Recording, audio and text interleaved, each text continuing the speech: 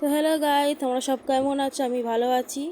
আজকে বারটা হচ্ছে মঙ্গলবার, বিপত্তারিণী পুজো, তাই দিদি এসছে পুজো দিতে। তো আমার একটু প্রবলেমের জন্য আমি এবছর পুজোটা করতে পারলাম না। আগের বছরও করতে পারিনি, কেন আগের বছর হসপিটালে অ্যাডমিট ছিলাম বলে। তো এবছরও প্রবলেম আছে, সেই জন্য করতে পারিনি।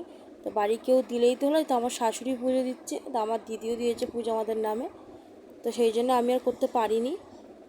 তো দেখতেই পাচ্ছ মা কালীর মন্দির আর এটা বড় ঠাকুরের মন্দির একসঙ্গে, মন্দিরটায় খুব সুন্দর করে দিদি পুজো দিচ্ছে। আর এটা আমি যাইনি দিদির বাড়িতে, যাই আমাকে বলেছিলাম যে ফুটেজটা আমাকে এনে দিতে, ভিডিওটা। তো সেটাই তোমাদের সঙ্গে আমি শেয়ার করলাম। তো আমি চেষ্টা করবো সামনের বছরে মাকে ভালো করে পুজো দেওয়ার জন্য।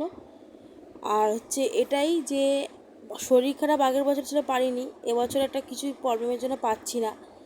তো সামনে বছর চাইবে পুজো দিতে। তো তোমরা যারা যারা পুজো দিয়েছি বিপত্তারিণী, কত লাইন আমি ভাবছি, এত লাইন! তো এটা তো কিছুই লাইন নয়।